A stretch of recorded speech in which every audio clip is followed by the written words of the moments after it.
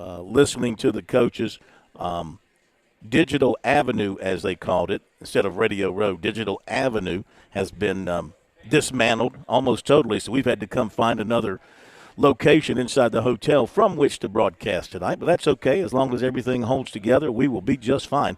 Another busy day, though, as we wrap things up. We had 4 more coaches come through today, including Eli Drinkwitz from Missouri, who was very interesting. Mike Stoops from Kentucky. Let's see. We also had Mike Elko. That's a Mark Stoops from Kentucky. Mike Elko from Texas A&M, who thinks they're going to be much improved because he believes the quarterback is going to be much improved this year. He thinks his quarterback, Marcel Reed, is going to take a big step forward and is going to really help out their program and get them. They won 8 games last year. That's not going to be enough for those big spenders out there. So he's expecting major improvement from that standpoint. And let's see, our final coach of the day that came through. We've had so many of them come through. I'm trying to remember who the last one was. The last one to come through today? That was yesterday. We had Drinkwitz, we had Stoops, we had Pittman, the forgettable Sam Pittman. Yes. Yeah, easy. Arkansas. Easy to forget Big Sam. So those are the guys that came through today. We're going to let you hear from more of those coaches tonight here on Sports Talk. Also, Clemson defensive coordinator Tom Allen, who met with the media earlier this week. And South Carolina today got a commitment. I like this commitment, Berg. Yeah, I like the in-state kids who don't get a whole lot of attention recruiting-wise, but you just look at them and you know they're terrific athletes and properly coached and developed and committed. You think they can become something in college. And so this was a quickie. This was a quick turnaround. South Carolina today offered Tristan Lewis from Greenwood, who is 6'4", 205. He's a quarterback, but they're taking him as a safety. He does play some safety as well, but he's a really good quarterback for the Eagles. They offered him today, and he committed on the spot, announced it about an hour later. They saw him in camp. They saw him at a 7-on-7 and then a camp and really liked him. He's a baseball player. In fact, he's here in Atlanta at a summer baseball outing. He's also a basketball player. So he's that all-around good athlete. And South Carolina is taking him. Would they have taken him had they gotten Watkins out of Northwestern? Maybe not. Maybe he was a guy that you kind of had on the back burner in case something fell through. So maybe that's what they did here. I don't know for sure. But I would say watch this kid maybe in a year or two, and you might be hearing some big things from him from South Carolina and around the SEC. I mean, that's just a maybe. We'll see how hard he works and how he is developed. But that's who the Gamecocks picked up today. Of course, they missed on Samorian Wingo, the wide receiver out of St. Augustine, Florida. He committed to University of Miami. And tomorrow, Landon Duckworth will make his commitment announcement about 7 o'clock Eastern time tomorrow night, I believe it is.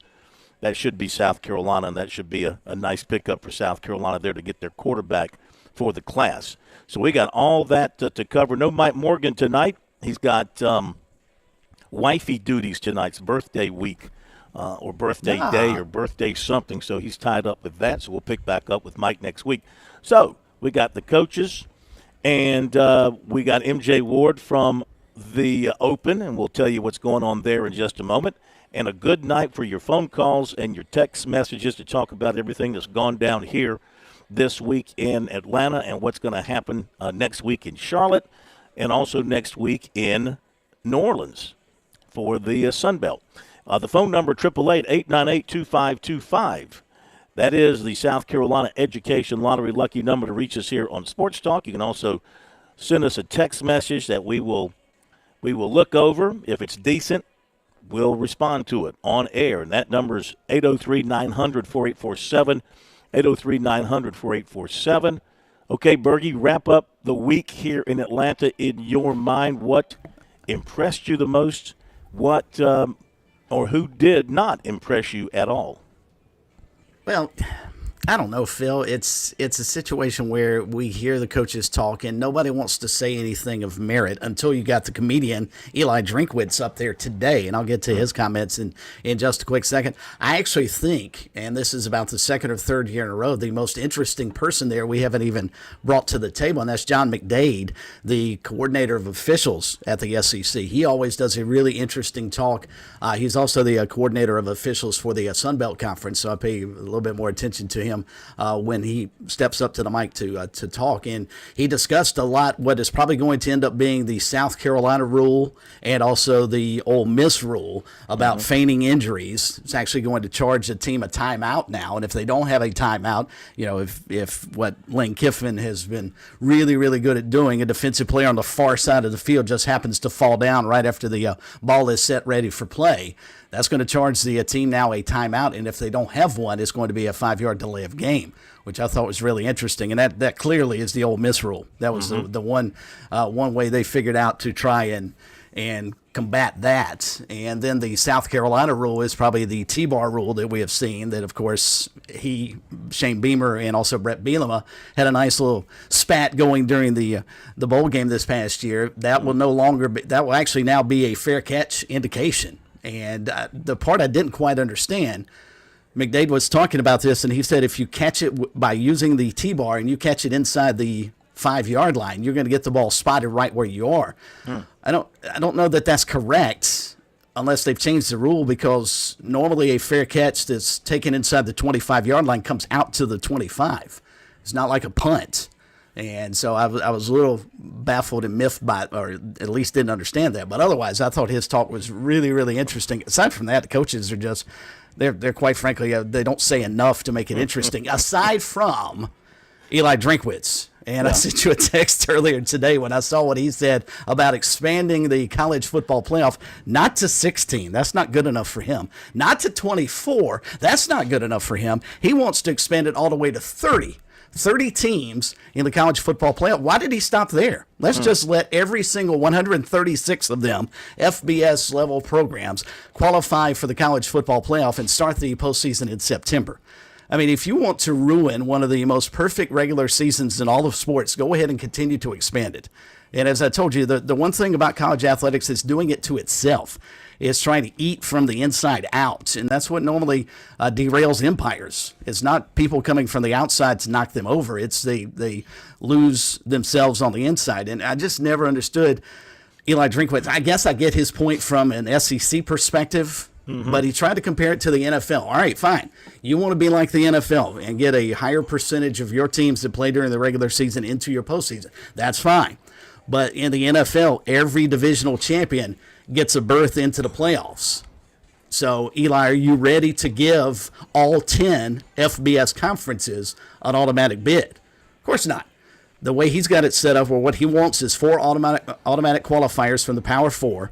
Then the SEC would have 3 play-in games. The Big Ten would have 3 play-in games. The ACC would get 2. The Big 12 would get 2 play-in games. And then they would have 1 at-large from the highest-ranked group of 5 and an additional at-large representative.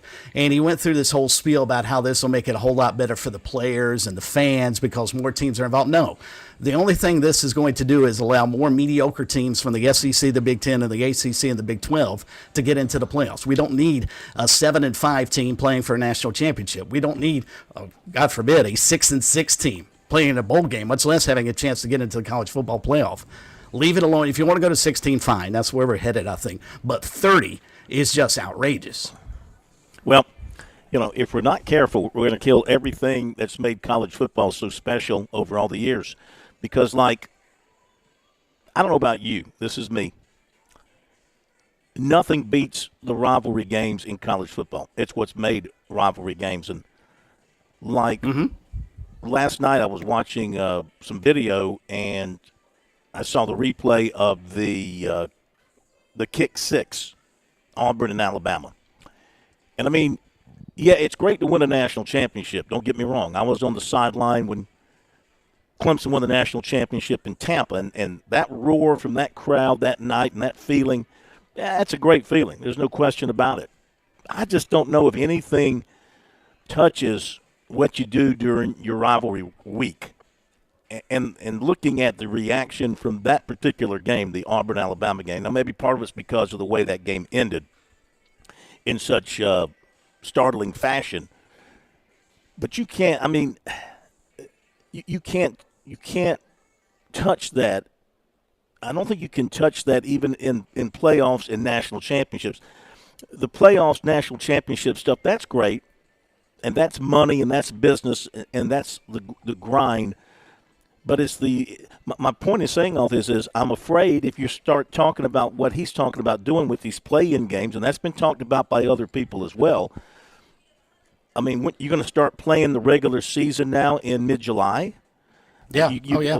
Well, not mid-July. I'm sorry, mid-August. I mean, you got to find time to get these games in, and you know, it probably won't be a surprise to anybody. Right now, we're sitting on 12 regular season games.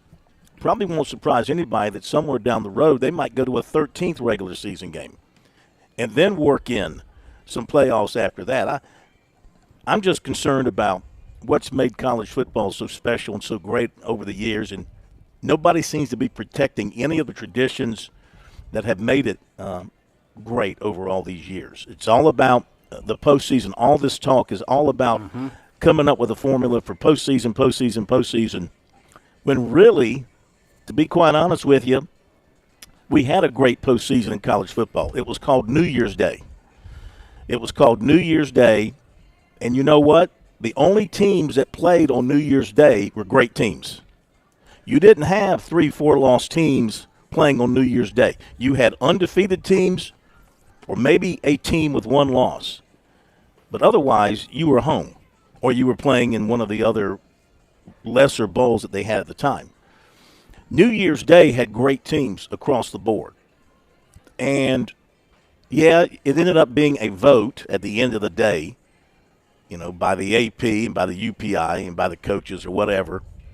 And that's turned out to be not satisfactory to anybody. But still, you had the best teams in the country in that particular year playing on New Year's Day. And there was no question those were the best teams in any given season. So we've really watered it down to the point where regular season, kind of like the professional sports now, you know, College it's basketball. all about the postseason. Yeah, it's all College about basketball is all about the tournament.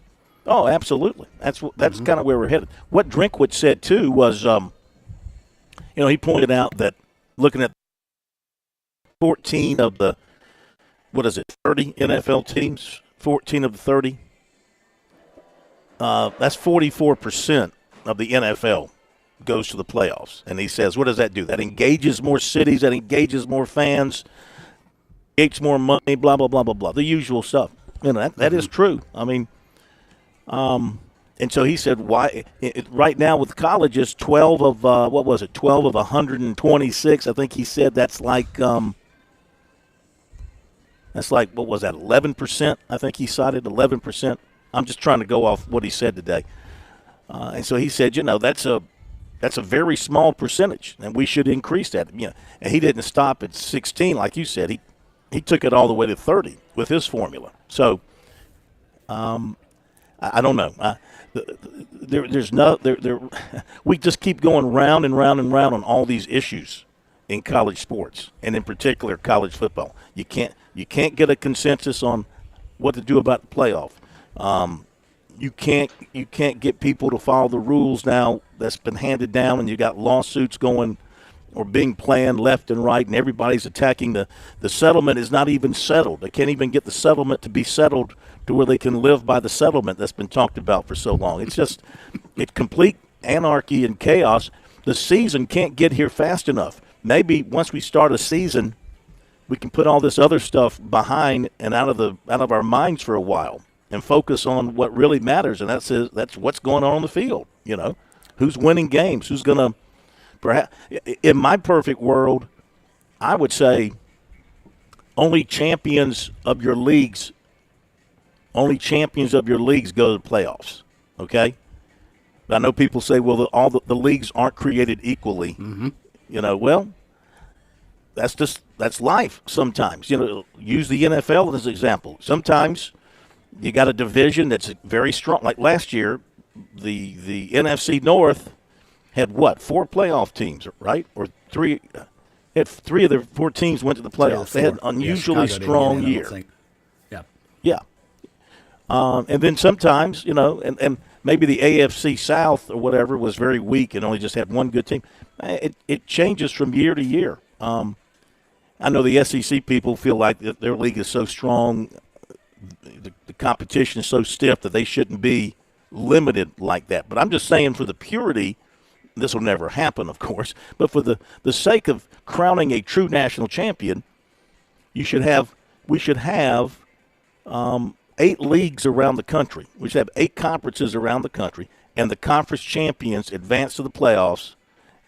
That's how you have a pure, true national championship playoff. But with all the at-large teams, being selected subjectively, and you got a power conferences like the SEC and the Big Ten always pushing for more of their own. Obviously, they're not going to settle for anything that makes sense like that from a sporting standpoint. I'm just talking about from a pure sports standpoint. What's the best, cleanest playoff format that gets you the true national champion? And that should just be the conference champions. You got to, and also, you go back to if you had 8 leagues with 8 teams in the league at 64 teams, you play 7 conference games to determine your league champion. Whatever you do outside the conference, okay, if you take a couple of losses, so be it. But you play round robin. You play a round robin 7-game schedule within your league, and you have a clear champion out of that. I don't know. That's just my belief on how it should be done. But I've got no problem with happen. Clearly cutting back the amount of teams in the postseason, because I don't understand why we've gotten to a point where it should be difficult to win a national championship.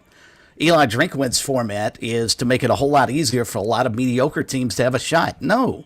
If you're not 9-3 at worst, and even better, 10-2 or 11-1, you shouldn't be playing for a national championship. If you finish 5th or 6th in your own league, you're not good enough and should not be worthy enough to play for a national championship. It should be hard. Same thing again with college basketball. It just boggles the mind why they keep trying to flirt with that formula. It's like looking for a pimple on Beyonce. She's perfect as she is. Leave her alone. Same thing here with the men's basketball tournament. Leave it alone. Leave the college football playoff alone. You've gotten what you wanted, Eli. 30 teams is just ridiculous beyond belief, and it should be difficult to win a national championship. And of course, the driving force behind all of this is television. Television wants more games. You want more money? Then give me more games. You want us to pay more? Then give us more product. They don't care about the sporting side of it, what's good from the sports standpoint. They care about the bottom line, which is more games means more money. And that's just not colleges. I mean, why do you think Major League Baseball has expanded its playoffs the way it has? And every league continues to expand. And you know what? We watch it. We're fans. We're addicted. It's our drug, and we watch it. And if our team happens to make it through the first couple of rounds, I mean, look at the NBA playoffs, and not only with the NBA, at least the first round used to be the best 3 out of 5. Now they've gone 4 out of 7 every round. So that thing drags on and on and on. You got to win 16 games to win the NBA championship. That's about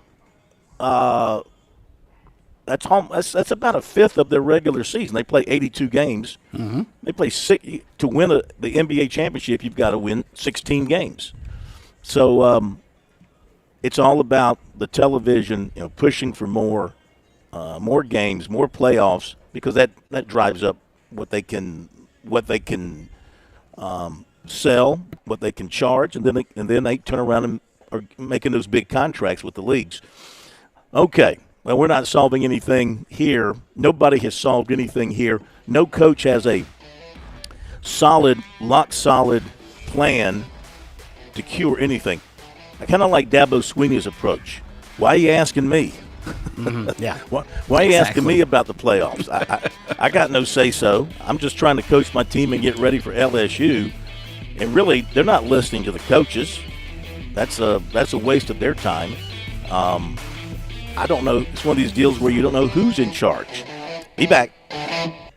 The lottery is not about getting rich. It's about helping people, and it always has been. The lottery is what helped raise the Great Wall of China, build the roads of Rome, and today in South Carolina, it's what generates millions of dollars each year for scholarships like the SC Hope, Life, and Palmetto Fellows. The South Carolina Education Lottery is investing in you. Visit sceducationlottery.com/betteryou to learn more. Traveling can be the worst, especially when you can't find your favorite show.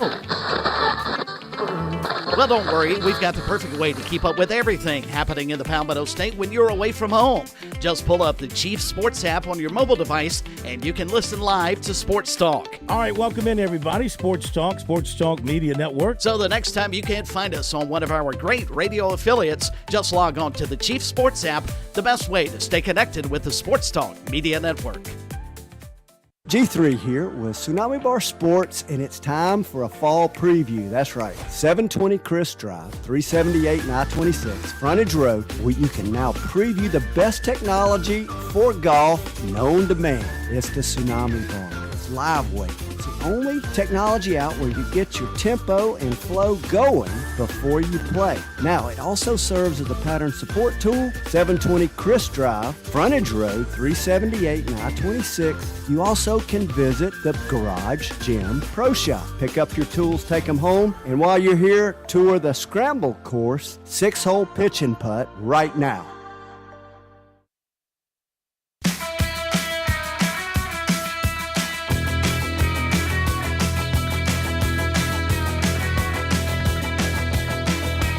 Okay, let's take some phone calls. Phone number 888-898-2525. That is the South Carolina Education Lottery lucky number here on Sports Talk. We'll be hearing from some of these coaches and also from Tom Allen, Clemson's defensive coordinator. Oh, and I filled out my SEC preseason ballot today, so I'll go over.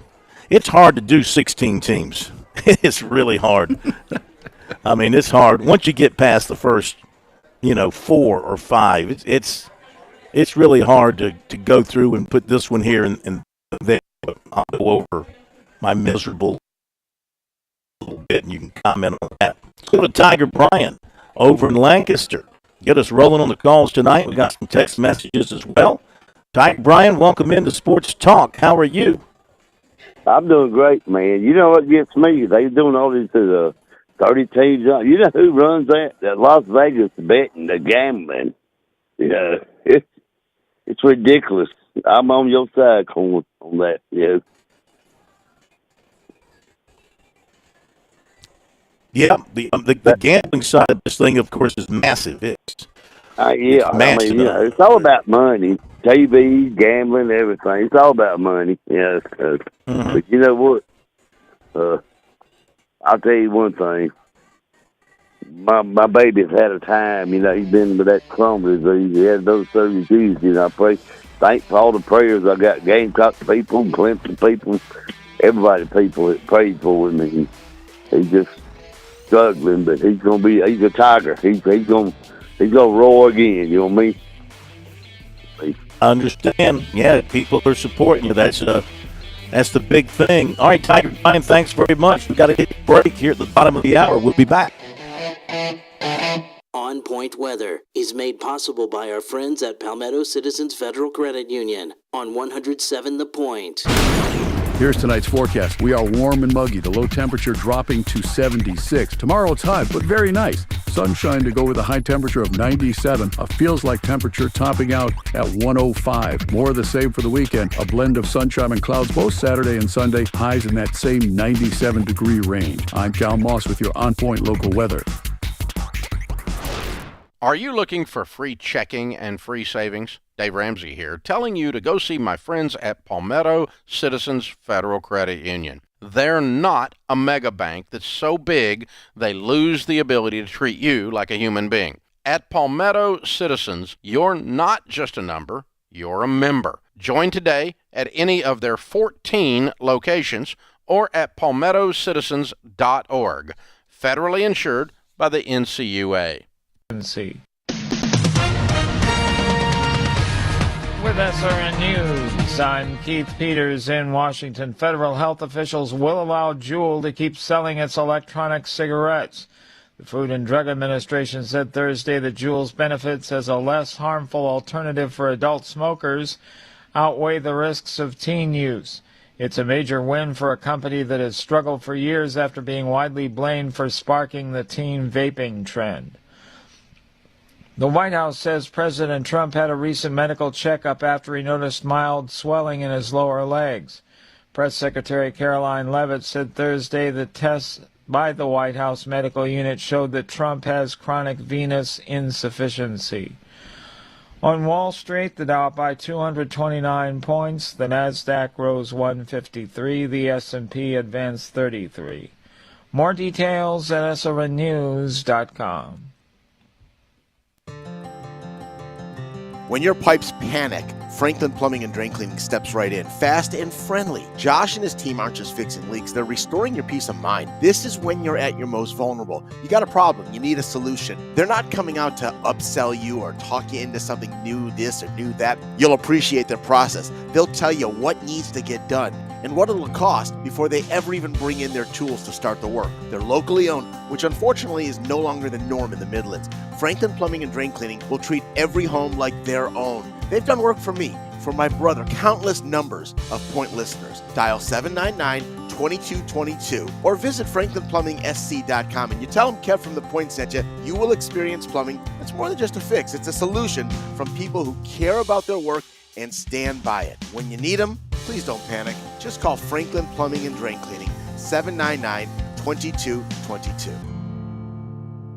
At Palmetto State Armory, we offer the largest selection of guns and ammunition at unbeatable prices. Our knowledgeable and friendly staff are here to provide personalized assistance, ensuring you find exactly what you need. If you enjoy outdoor activities like hunting, camping, or hiking, our clothing and outdoor gear collection has got you covered. We also feature an exceptional indoor range facility where you can experience the thrill of shooting in a safe and controlled environment. Visit us today at PalmettoStateArmory.com or your local retail store. Palmetto State Armory, American made for life.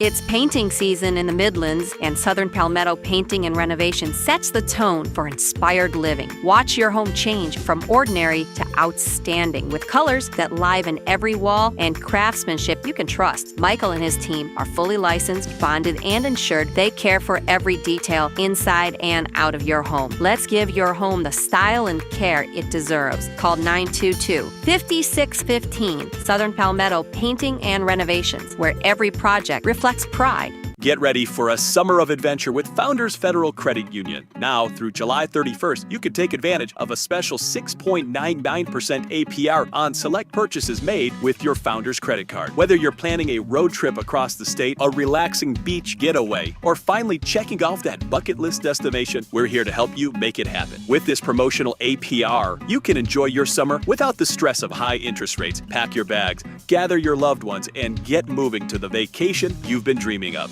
Founders makes it easy to enjoy more. So go ahead, kick back, relax, and soak up every sun-soaked moment of your well-deserved summer break without breaking your budget. Learn more and see the list of qualifying purchases at foundersfcu.com/cc. Let Founders help you take the trip of a lifetime. Promotional rate ends February 1st, 2026. Effective APR of 13.25% to 17.90% will apply. Terms and conditions apply. Membership qualification required. She says we gotta hold on to what we've got. It doesn't make a difference if we make it or not. We got each other, and that's a lot. All right, welcome back, everybody. Sports Talk here on the Sports Talk Media Network. Phil Kornblut, one more night in the ATL. Bergie at the Bergie Palace. The plumber, Josh Cohen, at our studios in Columbia. MJ joining us in just a second from Northern Ireland. Want to remind you that North Myrtle Beach is a good beach, and Myrtle Beach and Pawleys and all those great beaches along the coast of South Carolina, much better than those beaches along the coast of Ireland. I can promise you that. We have sunshine and warmth with an occasional thunderstorm. Let Jimmy Smith put you away in a great location for your beach getaway. 843-237-4246, the number. Online, PawleysVacationRentals.com. That's for your perfect beach getaway. Jimmy and the staff will work with you to find you what you need. And if you want to purchase some property as well, if you want to get some dirt or you want to get an established residence, let them help you there as well. That number, 843-237-4246, online at pauliesvacationrentals.com. Okay, let's go across the pond to Northern Ireland. We welcome MJ Ward back to Sports Talk, covering the Open, round number 1 in the books. And it's a really good day of golf. I had a chance, because of my location, sitting here waiting on coaches to come and go, and there was a lot of gap between the coaches. I was able to watch a lot of the opening round of the Open and listen to the commentators. And we got a real big tie at the top of the leaderboard. Looks like we got 5 in at 4 under par. And then we've got 4 more in at 3 under par. So it's a very tight leaderboard. We'll let MJ touch on the top of the leaderboard as he joins us now. And welcome in. Looked like a really good day of golf, despite the weather, which wasn't too awful. A really good day of golf for you guys. Well, it's the Open Championship, as I said to you the other day. You have to have the real thick skin to deal with all the variables that are going to happen. It is not like you're playing, in the States.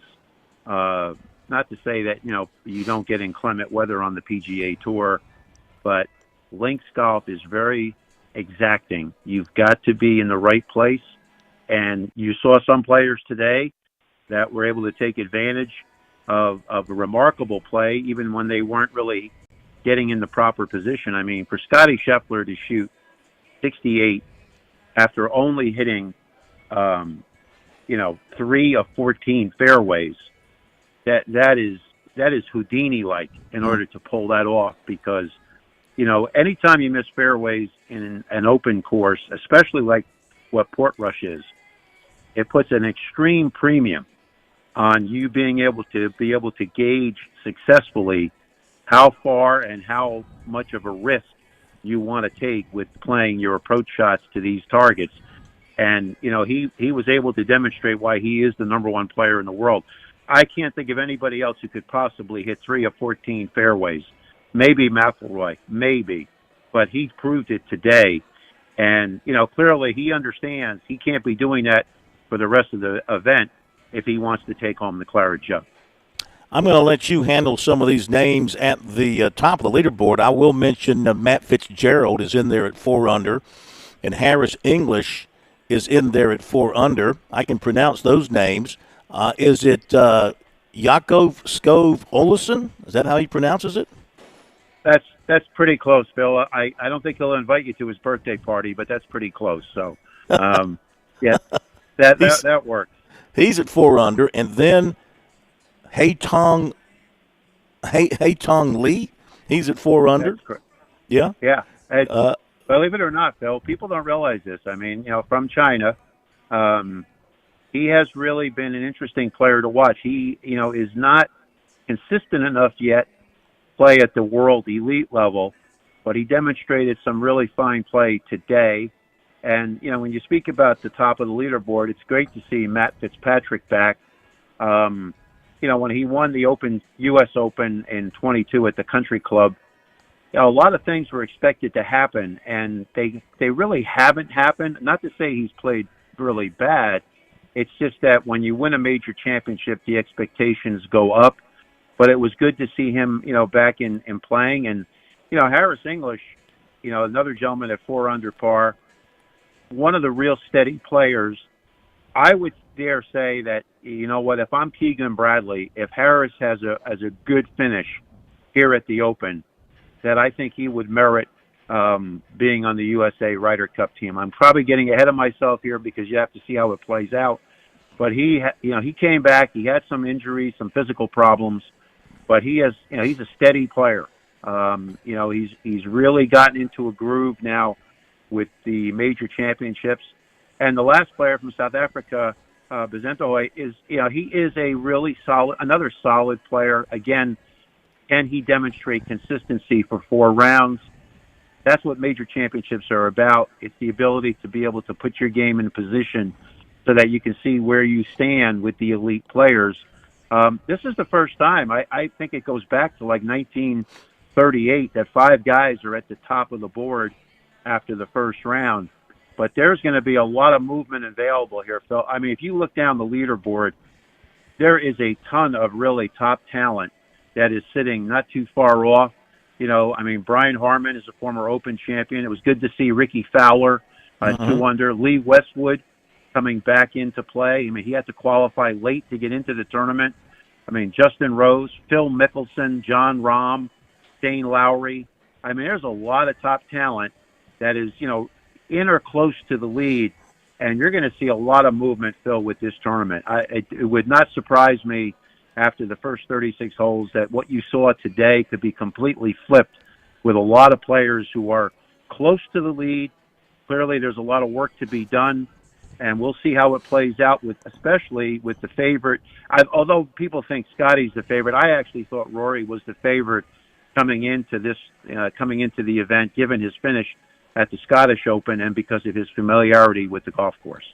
Want to mention locally Lucas Glover, who at one point at the turn, he was tied for the lead, took a couple of bogeys on the, as they would say, the inward 9. So he finishes at 2 under, 69 on the day. Andrew Novak, an even par 71, good showing for him. Dustin Johnson, 2 over 73 for DJ. Brian Campbell, 2 over 73. Also Brooks Koepka at 4 over. DeChambeau at +7. And I want you to touch on maybe the guy who may have the most interesting story of anybody in the field.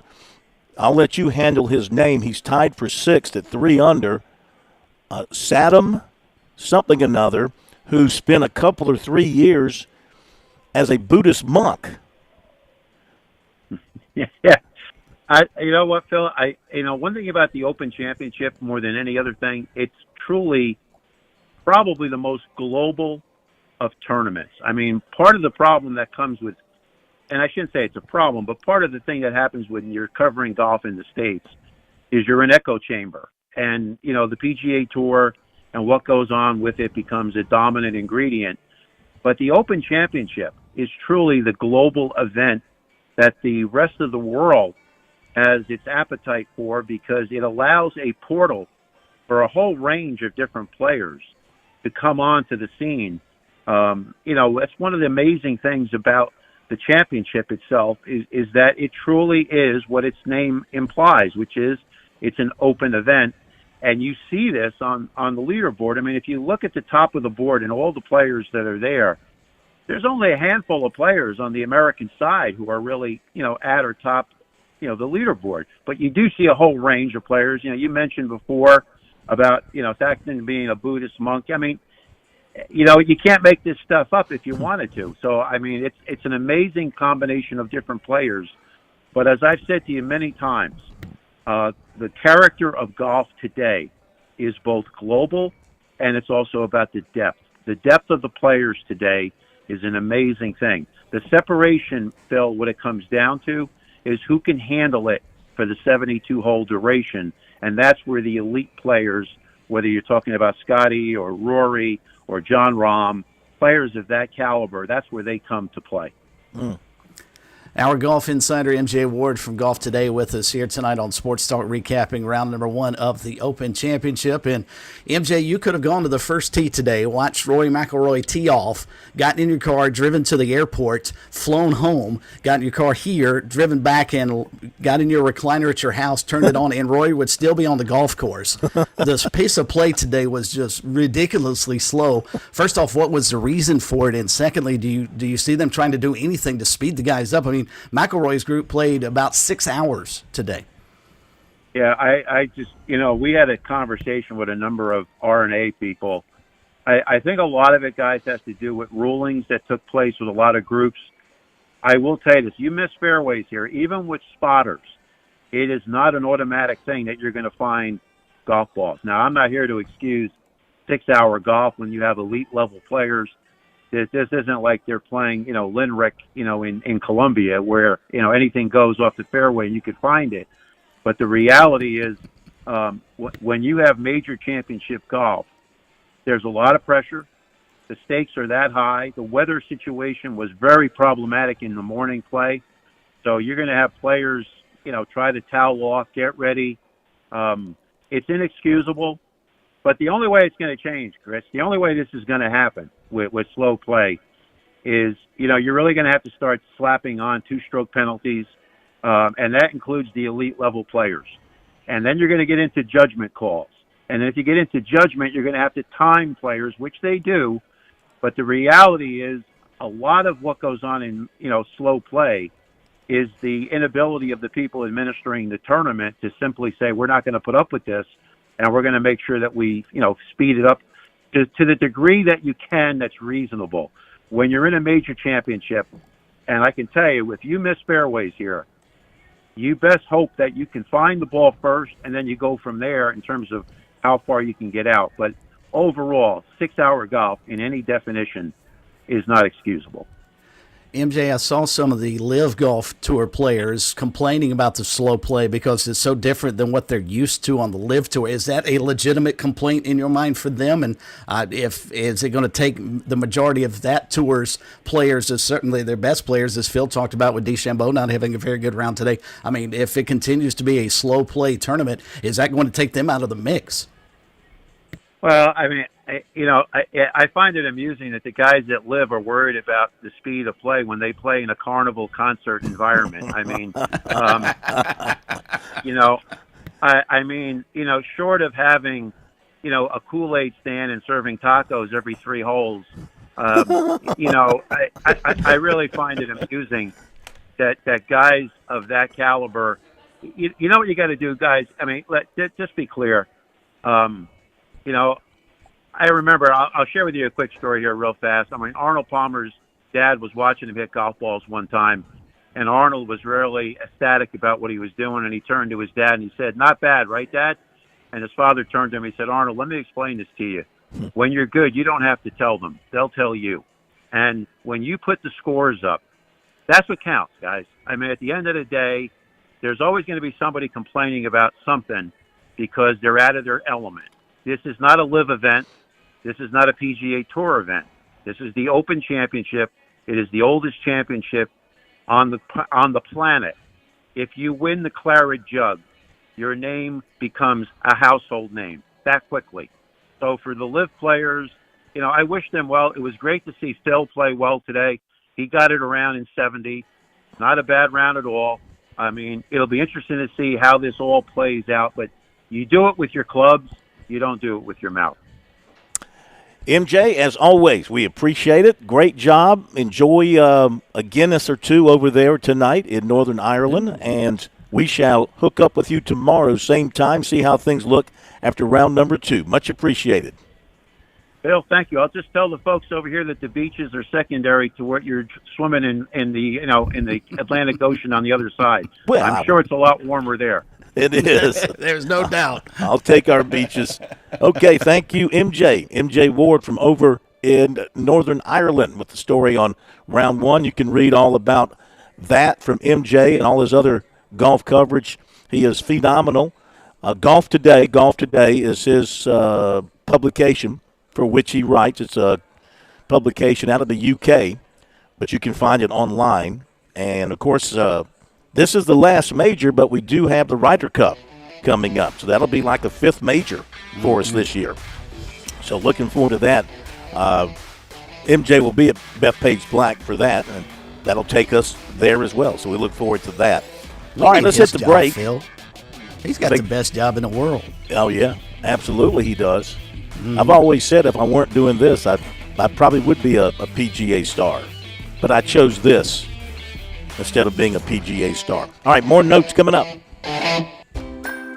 When I grew up, I want to be a nurse. I want to be an engineer. I want to be a teacher. There's never been a better time to start making their dreams come true. Future Scholar, South Carolina's 529 College Savings Plan, makes it easy to save for their future education. Contributions are tax deductible, earnings are tax free, and you can start saving right now with any amount. Go to futurescholar.com today to discover the smart, easy way to save for college. That's futurescholar.com. There's a lot of things we take for granted in our lives. Your home's AC will run cool. Your drive-through coffee will be hot. And the car will start when it's time to take your kids to school. It's when things don't go as planned that you start thinking about who to call and where to turn. The good thing is, you can prepare for life's most difficult days by calling the Larry Lucas Agency today. Larry is a State Farm agent that has been taking care of people across South Carolina for more than 2 decades. You probably have insurance, but switching is easy, and bundling can save you hundreds or more. Most importantly, the Larry Lucas Agency can help you choose the protection you want at the price you want. All backed by South Carolina's #1 home and auto insurance company.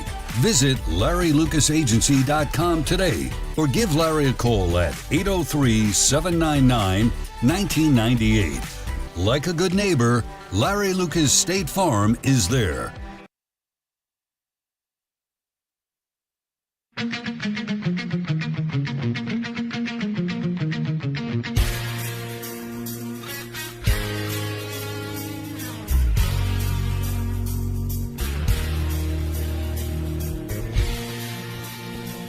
All right, let's check out some text messages.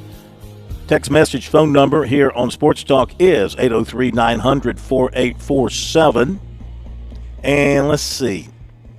This comes to us from an 803 number, but no name, talking about South Carolina Clemson losing recruits. This writer writes, heard a guy who covers state of North Carolina recruiting, and he said only Adam on the Adam Gold show yesterday. That's in Raleigh, I believe, maybe Greensboro. The top 22 recruits in the state, only 2 were committed to Big 4 schools. Remember, we were talking about the lack of commitments from in-state players. Well, South Carolina took another one today. UNC had 2. Duke, NC State, Wake had none.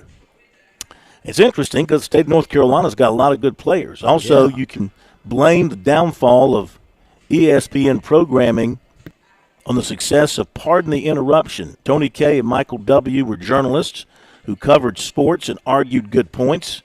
It doesn't work with ex-athletes and media wannabe stars. Well put. Well put.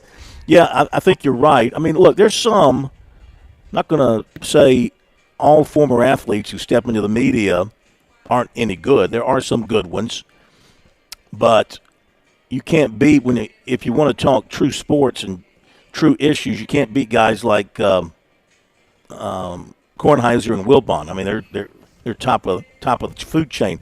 And by the way, they did announce today that Fox Sports and Barstool Sports are going to work together. That explains why Fox Sports cleaned out their morning programming to make room for programming built around people with Barstool Sports. And, of course, Dave Portnoy will be a major part of that, and he's going to be on their Saturday kickoff show. Again, that's a move by Fox Sports to counter McAfee with ESPN. I get that. We touched on this last night. I am not a reader of Barstool Sports. Are you? Do you read Barstool Sports at all? I do not. Yeah. I do not. And to our texter's point, the only show I watch on ESPN that's not a game is Pardon the Interruption still. Yeah. Because of those 2 guys. Yeah, yeah. So we'll see how it goes. I mean, we weren't excited about it last night. We didn't think it was going to be. I mean, I'm not speaking for you. It may turn out to be a big hit. Portnoy may turn out to be just dandy, and people may fall in love with him, and they'll be winners. We'll see what happens. Again, like you're traveling to games. You're in the stadium. You're preparing for your broadcast on Saturdays, and I'm traveling to the stadium, and I'm up in the press box. I'm not watching any of these shows, no matter who's on it. Whether it's Lee Corso or any of the ESPN guys, and even when they come to the town where I'm covering a game, I don't pay them any attention, and that's fine. That's what they do. They're there for the fans, and they want to have big names on there to try and attract an audience. And I do believe that some of these guys believe they're bigger than the events that they're covering. Maybe they are. Maybe in the minds of some people, they'd rather participate in that than they actually go to a ball game, But we'll see how it works out for them. And that would not surprise me, Phil, that there are a lot of people, let's take game day, for instance, that would actually just go to, if it's in Columbia or at Clemson or wherever, just go to be a part of the hoopla around the game, but not physically actually attend the game. They may go back home, watch it on television, or do something else. So, yeah, I can see that happening. I just think some of it, the little bit that I've watched from time to time, it just seems to me as some of it's so forced.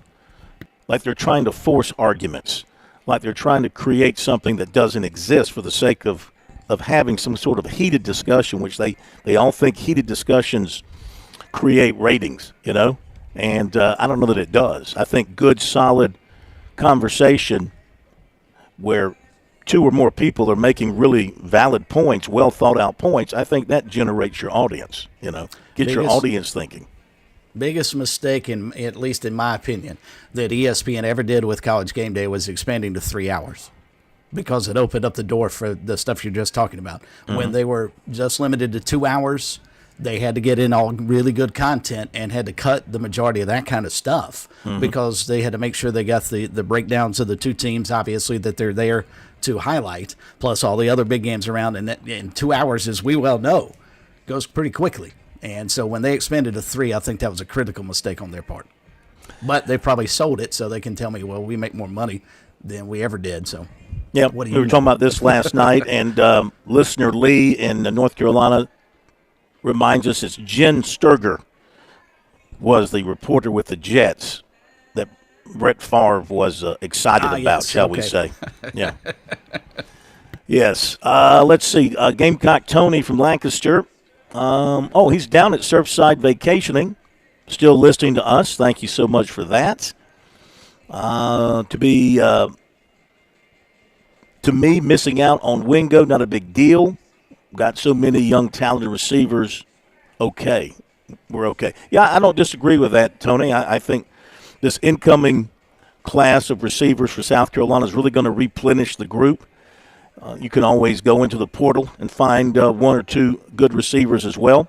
So, yeah, I don't think that's anything to be too concerned about. I mean, you don't like to miss on somebody that you recruited hard and had in for an official visit. I mean, you'd like to hit on the majority of those guys that you go to the wall with in terms of the official visits and the recruiting effort. But as he said in his last interview a couple of days ago, he was waiting on his agent to kind of fill him in on what to do. So when the agent gets involved, what's driving that train, right? It's the gravy train. They're driving the gravy train, and that's my conclusion on that based on what he said. Those aren't my words. Those are his words. If he was talking about the decision being made basically on how much his NIL deal was going to be, it's probably good he went to Miami, because they're very good at wasting their money on players down there. Not saying this kid's going to be a waste, but some places just can't overspend. Okay, top of the hour. We'll be back.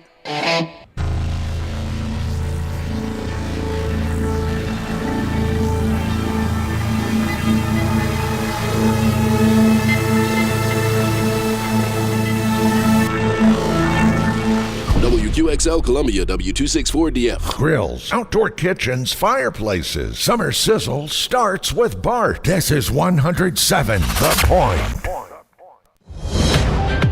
Breaking news this hour from townhall.com. I'm Keith Peters in Washington.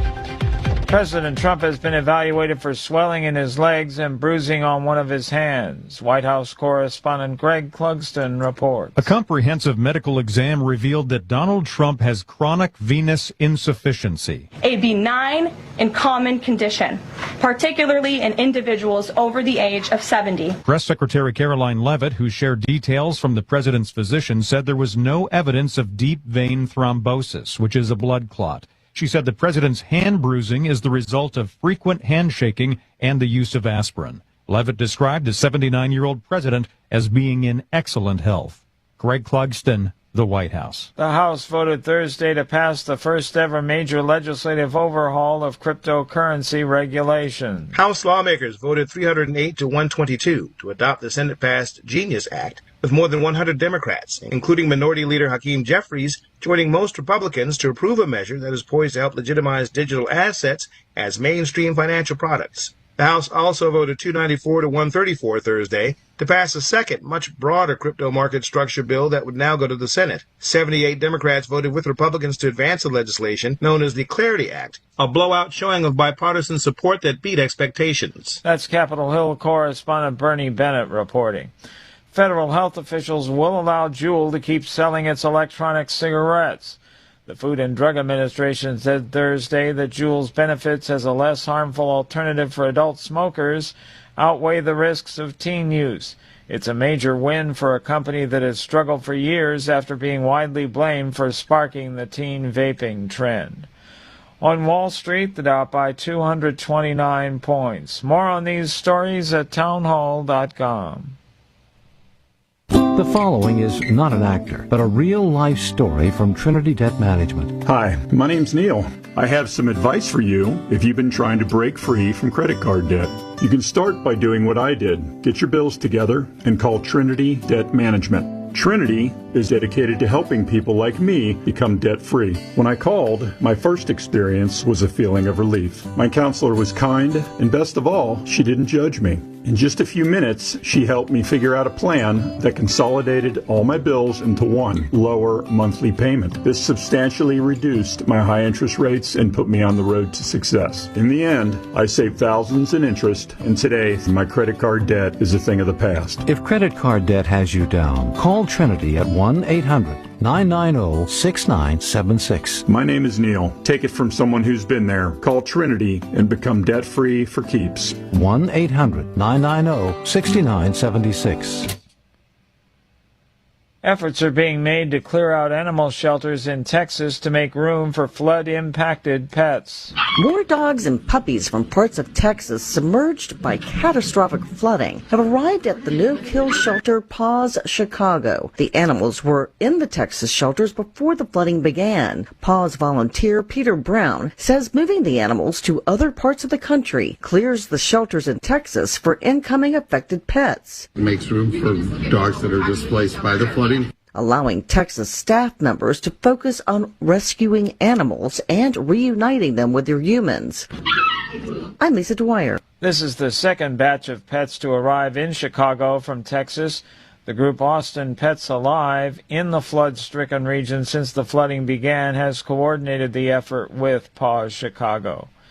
News and analysis at townhall.com. From Washington, I'm Keith Peters. On Point Weather is made possible by our friends at Palmetto Citizens Federal Credit Union on 107 The Point.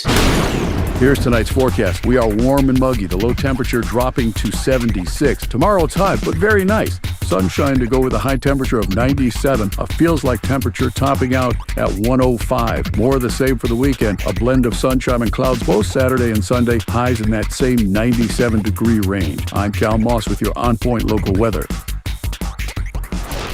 WQXL Columbia, W264DF. Grills, outdoor kitchens, fireplaces. Summer sizzle starts with Bart. This is 107 The Point. This is The Point. Make thepointradio.com. Welcome back to Sports Talk on the Sports Talk Media Network. You can reach the guys with the South Carolina Education Lottery lucky number. 888-898-2525. That's 888-898-2525. Now back to Phil and Chris with the second hour of Sports Talk on the Sports Talk Media Network. Okay, we continue with Sports Talk here on this Thursday night, final night in Atlanta, back in Columbia tomorrow night. Columbia on Monday, then off to Charlotte Tuesday, Wednesday, Thursday for the ACC version of this, and Bergie will be in New Orleans for the Sun Belt version of all this. Hey, the plumber had a good point. Rare that this happens, but he had a good point. You want to share the point that you were making about what we were talking about with Portnoy? Sure. My point is that when he announced his, announcement that he was going to be with the Big Ten on his social media today, he was wearing a Michigan shirt, and as everybody well knows, he's a big Michigan fan, and he knows it. As I understand, he goes to a lot of Michigan games and supports them a lot. So I'm sure he gives a lot of money to them as well. Well, I'm sure he does. I mean, the guy is uber rich. He's done a great job. I mean, business-wise, and he's done a lot of good things from a philanthropic standpoint. No knock on that. Just don't like their style of talking sports, but, I mean, that's just me. How much of an influence, Phil, and Josh brings up a really interesting question. How much of influence do you think he'll have to steer programming on the Big Ten over towards more Michigan games now that he and Fox Sports have teamed up together? Well, how are people just going to feel? I mean, if you're a diehard Ohio State fan or Iowa fan, I mean, there's a lot of passionate fan bases in the Big Ten, okay? Yeah, no and doubt. Big Ten's been around for a long time, and they're as passionate about their teams as anybody down here is about their team. How are you going to feel sitting there watching that program knowing the guy talking at you could care less, has a dyed-in-the-wool financial rooting interest in one of the other programs that you're covering? That's just bizarre. I'll give Herb Street, credit. Everybody knows he's an Ohio State guy, but he's done a really good job of pretty much keeping that out of the public sector when he's on television. He did tear up and get all emotional after they won the national championship this past season. He did let his emotions kind of get out there in front of him there. I guess that's acceptable. I wouldn't do it. I wouldn't like it, but they let it happen, and I don't know if he was criticized for it or not, but for the most part, he tries to play it down the middle. How's this guy – are they even going to ask him to play it down the middle? I mean, how are they going to deal with that? What are they going to do? In a story, he's an equal partner now in terms of money, I would assume, with Fox Sports. How are you going to tell a guy who's on level playing field with you in terms of money in particular, hey, you got to tone it down a little bit? He's going to be like, no, okay, I'll take my money elsewhere. Well, no, we were just kidding. In a story on Sports Illustrated, he mentioned to somebody that he would give $3 million a year in NIL funds to help Michigan find a quarterback. So $3 million a year. I wonder how much he's getting paid from Fox Sports. Mm-hmm. Yeah, and I saw another story today, and we got to get some other stuff, but I saw another story today where the second richest man in the world now, individual, I shouldn't just say man, but he happens to be a man. The second richest individual in the world is a gentleman who created Oracle. And he is a big supporter of, which school was it? He's a big supporter of a major school. And the point is, whatever that school needs, whatever it needs from an athletic standpoint, I mean, all you got to do is call this guy. I mean, he's worth like $260 billion. So if you need $5 million for a punter, I mean, just call Jim, whatever his name is. It's actually, he donated to Michigan, University of Michigan. Is this guy a Michigan supporter as well? Yeah, his name is Larry Ellison. Yes, that's it. Which is interesting because he went to Illinois. That's where he got, or at least attended there. He actually went to two different schools, according to Wikipedia. University of Illinois and the University of Chicago did not receive a degree from either one. So, kind of makes you wonder the value of a college education, Plummer. Really? Absolutely. Okay. Today. He's also been married 1, 2, 3, 4. He's got five ex-wives and a sixth now that he's currently married. Wow. So the guy's got some imperfections. Those can be overlooked for $250 billion, okay? I think so. Those can be overlooked. All right, let's hear from a coach or two as we had our last day here at SEC Media Day, and we talked about Eli Drinkwitz from Missouri. The personalities are pretty much gone from here. Beamer was funny his first couple of years Not so much this year. He was pretty cut and dry in the main room, in the big room with the real professionals, which is where I sit. No more Steve Spurrier to entertain you. No more Philip Fulmer to make you laugh, and other coaches, Lou Holtz when he was around. Everything's gotten so buttoned up and industrialized. Drinkwitz's a little different. He's kind of a throwback to those guys who would say anything that's on his mind. I guess another one would have been Mike Leach. Mike Leach was one that you had to no doubt. pay attention to. So here is the Missouri coach, and they're good. They were good last year. No, South Carolina beat them, but they're still a good team, good program. Got to fix their quarterback situation, so that's maybe why they might be picked a little lower in the poll, because they got quarterback uncertainty. Let's hear more from the head coach. I'm really proud of the football team we will field this fall. We've got 38 new scholarship players. 21 of them came from the transfer portal, 17 from high school. And so, we've built a roster to compete this season. We valued production over potential. And we have 20 players on the defensive side of the ball who have started more than one game in their college career. We've got 12 players on offense who have multiple starts in their collegiate career. And then we've got 3 on special teams. Our 3 representatives today have 85 combined starts among them, and that's Connor Tollison, Dalen Carnell, and Zion Young. With that, I know there's a lot of burning questions in this room by the 14 of y'all that showed up. But just as a reminder, I'm not going to answer any questions about the Epstein files, whether about the radiation belt, and whether or not it was possible for Lee Harvey Oswald to get 3 shots off in 7 seconds. I don't have time to answer all those questions. But I will answer questions about Mizzou football. And I would be remiss if I didn't say Bob Holt was a graduate of the Missouri School of Journalism, and we miss him today, and we think about him often. And so with that, I'll open it up for questions. Hey, Coach. Emily Grace McWhorter from The Next Round. You shared with local media that you expect Sam Horn to remain with your team despite being drafted by the Dodgers this past Monday. Yeah. Can you share what y'all's conversations were this past week kind of leading up to this, and what the game plan was for you guys? Yeah. First off, congratulations to Sam, Jim, and Beth. What an awesome accomplishment, awesome opportunity for that young man to be that good of an athlete, to be able to play. I think he threw 15 innings this year and really had an outstanding season. We're so proud of him to be able to compete in 2 sports.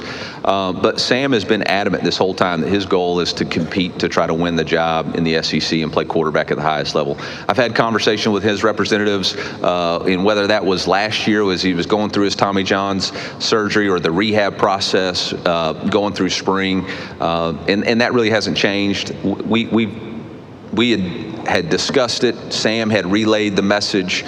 His agent had relayed the message to all the baseball organizations that he was going to play football this fall, and so nothing's changed. I called him the day of the draft to make sure he was having a draft party. I called him after he got drafted, and I told him, the day after the day he got drafted, was proud of him, and I'd see him at 6:30 at workouts in the morning. Which will go in the section straight in front of me in the 3rd row. Morning, Coach. Nick Eliza from KCOU in Columbia. You just mentioned it a couple minutes ago, 21 transfers you brought in. How do you create a culture and a chemistry with such roster turnover, especially among the upperclassmen? Yeah, I think that was part of the reason we decided to take the mission trip to Harmons. Nothing creates cohesion and builds trust and respect like shared adversity and putting people in adverse situations and see how they'll respond.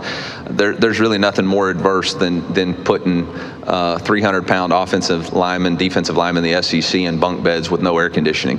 And so, I think that was one of the ways. Obviously, our strength coach, Ryan Russell, our Elite Edge program on the first floor is a conduit of our culture and continually teaches and preaches that. And then, you've got guys like Connor Tollison and Dalen Carnell who've been here their entire careers. They know what it looks like. They know what the standards are and what to uphold them to. And I think our staff combined with our strength staff and then, again, shared adversity helps create cohesion. Coach, Ryan Shapiro, Texas Sport Network. Can you tell me a little bit about the quarterback battle going on this offseason between Prabula and Sam Horn? Yeah, we got three quarterbacks, all a little bit different, all with some very good strengths. Obviously, Sam Horn's a guy who's been in our system for a long time, dual threat player, obviously plays baseball at a high level, is coming back from Tommy John surgery. I thought he had an outstanding bowl prep as he was rehabbing that and really a really good spring, and has really excelled in his maturation. One thing most people don't know about Sam, he's a type 1 diabetic. And so he's been able to, since he's been in college, been able to learn to adapt and train and develop and adjust. And he's really done a lot of good things, understands the system. Bo came in with the right mindset, nothing given, everything earned, works extremely hard, developing his craft. He's a guy who spends a lot of extra time up there, has a chip on his shoulder, the right kind of chip, does a really good job leadership-wise. He was a guy that I got to work with a couple of days at Harmon's, and I'm just impressed with his ability to connect with our team. Matt Zollers, he throws it as well as any quarterback I've ever seen. He's coming back from an ankle surgery. You can tell he's adjusting to the speed of college football, but very excited about that room, and know whoever ends up emerging as the quarterback is going to be in a really good position, because he doesn't have to do it all by himself. He's going to have a really good defense. He's got a great supporting cast around him. A 10-win team last year. The Tigers were 10-3. Here's the interesting thing about Missouri. They don't play a road game until October 18th. Their first 6 games are at home, and they also have an open date in there. They don't go on the road until October 18th when they play at Auburn. So they could take care of their business early. They'd be in excellent shape. Back in a moment.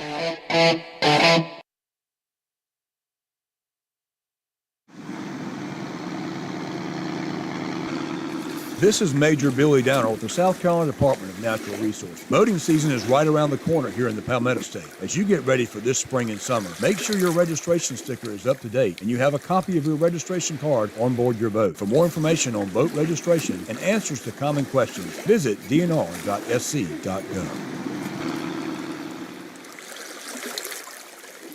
Get ready for a summer of adventure with Founders Federal Credit Union. Now, through July 31st, you can take advantage of a special 6.99% APR on select purchases made with your Founders credit card. Whether you're planning a road trip across the state, a relaxing beach getaway, or finally checking off that bucket list destination, we're here to help you make it happen. With this promotional APR, you can enjoy your summer without the stress of high interest rates. Pack your bags, gather your loved ones, and get moving to the vacation you've been dreaming of. Founders makes it easy to enjoy more. So go ahead, kick back, relax, and soak up every sun-soaked moment of your well-deserved summer break without breaking your budget. Learn more and see the list of qualifying purchases at foundersfcu.com/cc. Let Founders help you take the trip of a lifetime. Promotional rate ends February 1st, 2026. Effective APR of 13.25% to 17.90% will apply. Terms and conditions apply. Membership qualification required.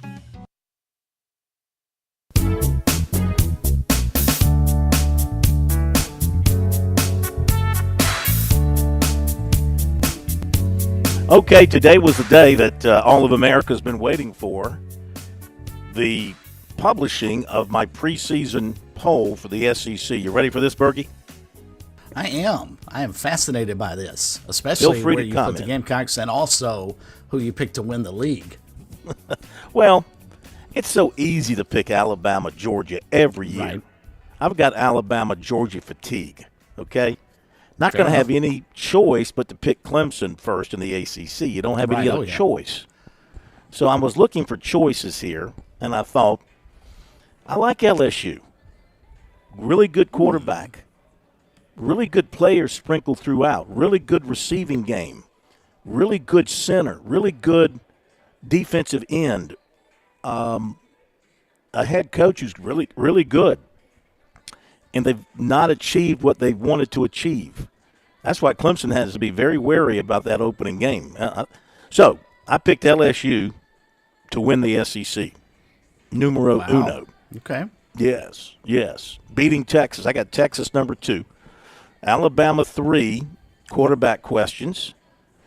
Georgia 4, kind of a quarterback question. Is Gunnar Stockton the answer? Maybe he is. But I'm going Georgia 4. Got Florida 5. They got a good quarterback, finishing hot last year. Still got them in 5th. I got A&M 6th. I got Ole Miss 7. And I got the Gamecocks 8 because they got to go to Ole Miss. They got to go to A&M. So that's where I got them. They got to go to LSU too. So I got them in 8th.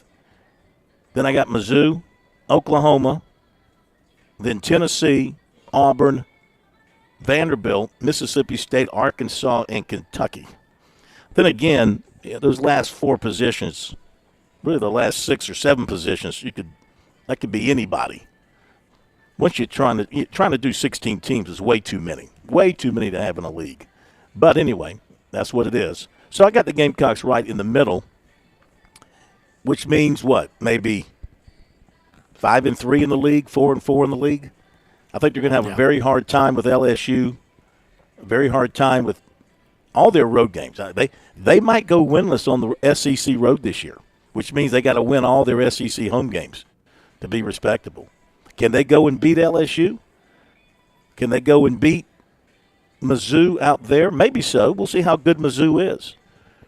Ole Miss is going to have a new quarterback, but Lane Kiffin is just – I give him his credit, man. He can dial it up, and he can produce a quarterback, and he can produce a big-time offense.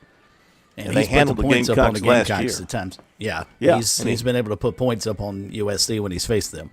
Yeah. So that's where I got him. What do you think? Where would you put him? I think the Gamecocks probably 7, 8, somewhere in that neighborhood. I think it's legitimate right now.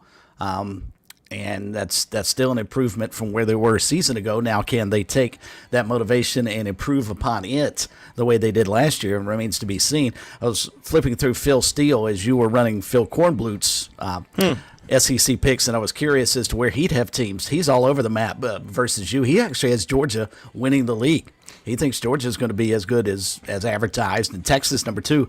But the interesting thing about Missouri, and I didn't realize this because I was listening to Coach Drinkwitz today, and it sounded like he felt very confident about his team, but they have 0 returning starters on offense. That has to be one of the very few teams in the country that can claim that or have that problem. Because you don't normally lose your entire starting lineup. Offensive line, tight end, wide receivers, quarterback, obviously, running backs, the whole 9 yards. So you wonder what Missouri is going to be able to do. The advantage they've got, as you pointed out, is they get to open up the season with all those home games. Now, they also have to face the Gamecocks in Alabama at home. And I think those are 2 games they're probably – certainly the Alabama game, I can't imagine they're thinking – I'm sure they think they can win it, but that's probably not a game they can win. They're probably looking at the Carolina game the same way the Gamecocks are looking at Missouri as a must-win. We've got to have that game, if you're the Tigers. Yeah, absolutely. One more thing, too, about South Carolina to be worried about is their kicking situation. Mm-hmm. Who's going to handle the field goals? Is it going to be Kelly, the freshman, or somebody else? Is Kelly going to be the punter? They're going to miss Kai Kroger. I mean, how many times did Kai Kroger flip the field for them and really help that defense by pinning teams back? I mean, he's a pro. He was a pro. And darn good passer, too. Yeah. So can't overlook that. All right, let's go to Oklahoma and listen to Brent Venables. I don't think I was far off when we talked about it last night and said he's a guy that the heat's going to be turned up on a little bit. 6-7 last year. Really struggled on offense. So their quarterback's left. They got a transfer quarterback, John Mateer, who is a big-time thrower. I think he came from Washington State, if I'm not mistaken. But he's supposedly a very good passing quarterback. They had a lot of quarterback issues last year, and, of course, the Gamecocks really embarrassed them in Norman, beat them soundly. So here's Brent Venables, 6-7 last year. Doesn't have a very good overall record during his time there at Oklahoma, so this is an important season for him. He talks about his team. We've had a lot of changes since January. Probably, I'm sure that most coaches stood up here and talked about a lot of changes. That's the environment that we're in today between portal, recruiting, new coaches, a new offense, a new GM structure. But we've also had tremendous retention, which foundationally for me is what it's all about. The continuity, guys are returning with experience and are highly invested in the locker room, and they're attracted to the vision of the program. That's incredibly important to me. But no doubt, we've improved our roster. And again, I believe that we've created a better overall staff with the additions that we've brought in. But top to bottom, we've made great gains in the weight room with building more mass, improving our strength at the point of attack. We needed to do that. We had a lot of freshmen that played a year ago in our bowl game, and our top 48 players on offense and defense in the 2 deep.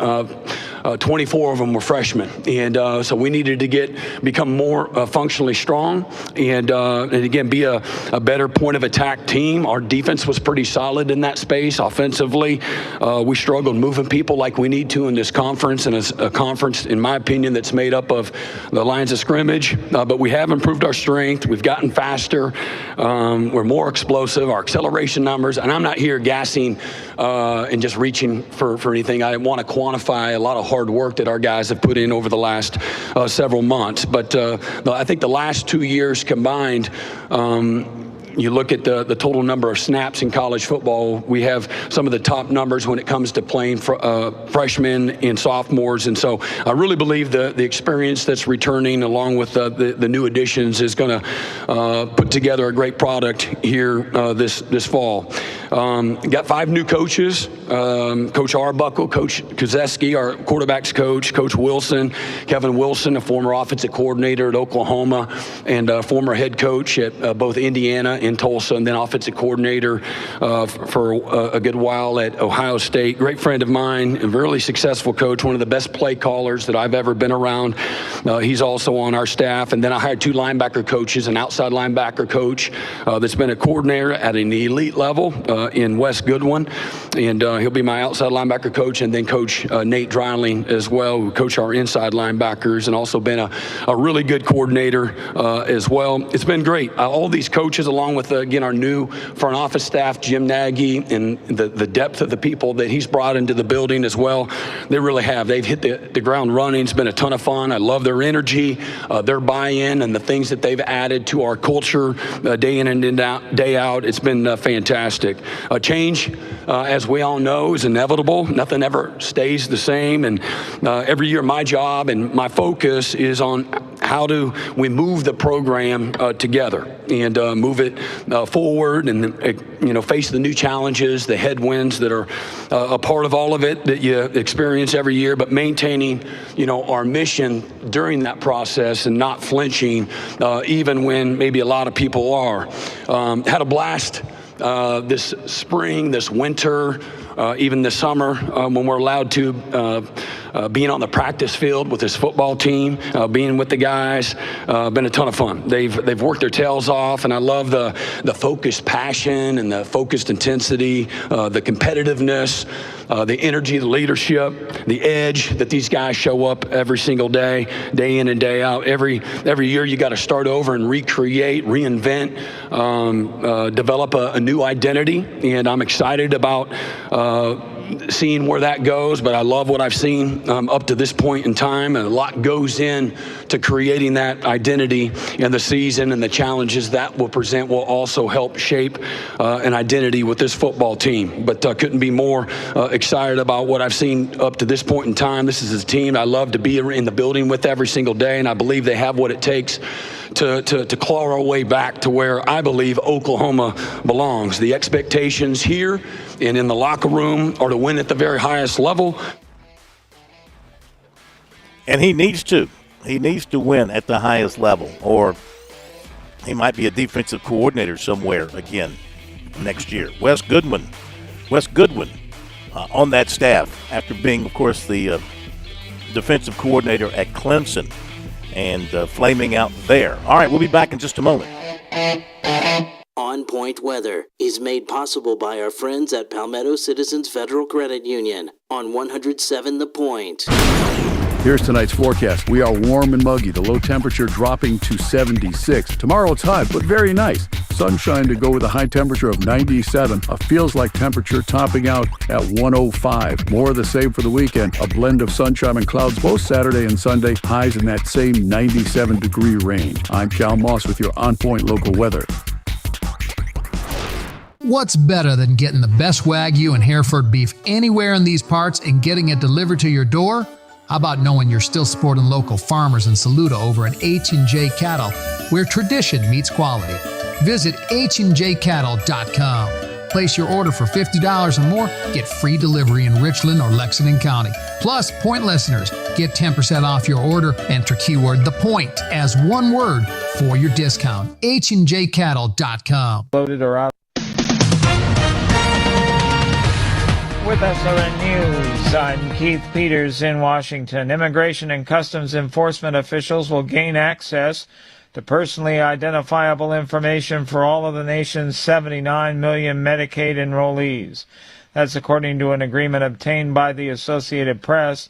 ICE officials plan to track immigrants who may not be living legally in the United States. The House is expected to approve President Trump's request to claw back about $9 billion for public broadcasting and foreign aid. A final vote to approve the spending cuts package is scheduled for this evening. Republicans are targeting institutions and programs they view as bloated or out of step with their agenda. On Wall Street, the Dow up by 229 points. The Nasdaq rose 153. More details at srnnews.com. Sometimes timing is everything, and I've been talking the talk about Broker Solar for a good minute. I'm a fan.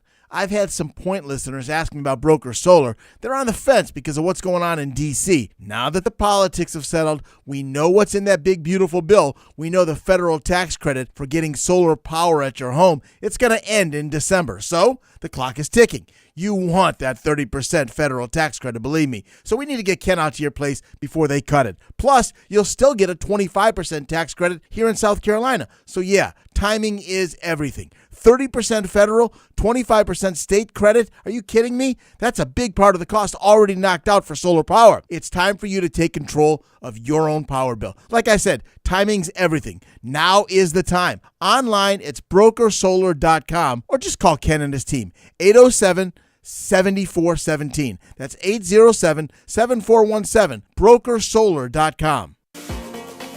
Looking to upgrade your home with beautiful, long-lasting floors? At Carpet One Columbia, we make it easy.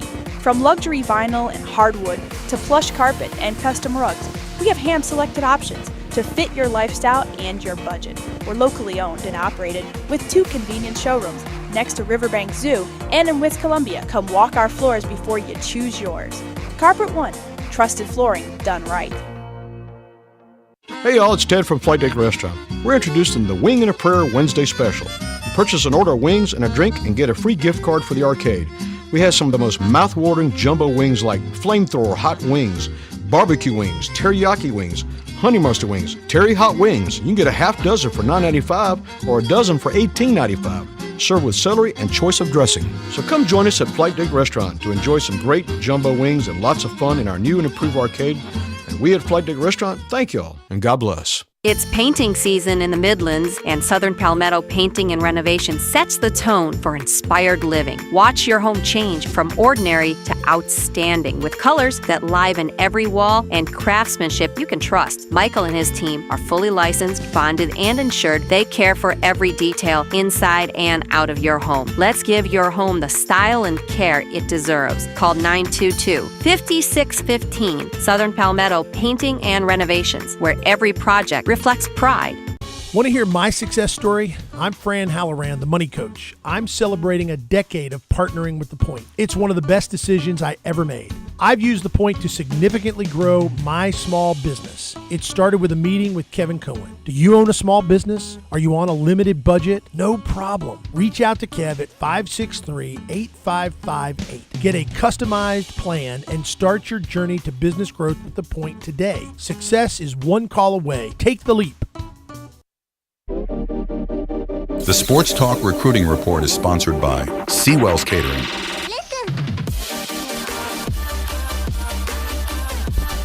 Okay, let's get to the recruiting tonight here on Sports Talk, brought to you by Seawells. Today was a big day at Seawells because they're closed tomorrow, so they had a great array of tasty eateries. I don't think that's true.